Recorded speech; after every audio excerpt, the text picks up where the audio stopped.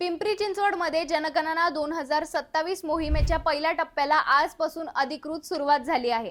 घर यादी आणि घरगणनेच्या या मोहिमेसाठी तब्बल 6702 प्रगणक आणि पर्यवेक्षकांची नियुक्ती करण्यात आली असून हे कर्मचारी आता थेट घरोघरी जाऊन माहिती संकलित करणार आहेत। ही मोहीम 14 जून पर्यंत चालणार असून प्रत्येक प्रगणक सुमारे 200 घरांची माहिती नोंदवणार आहेत। महापालिकेने या मोहिमेसाठी शाळेंचे शिक्षक, ITI कर्मचारी आणि विविध विभागातील कर्मचाऱ्यांची मदत घेतली आहे। जनगणनेसाठी खास मोबाईल ॲपद्वारे माहिती नोंदवली जाणार असून 25 मे पर्यंत 40%, 30 मे पर्यंत 70% आणि 5 जून पर्यंत 95% नोंदणी पूर्ण करण्याचे उद्दिष्ट ठेवण्यात आले आहेत। ज्या घरांमध्ये नागरिक भेटणार नाहीत त्या ठिकाणी पुन्हा भेट देण्यात येणार असल्याचे प्रशासनाने स्पष्ट केले।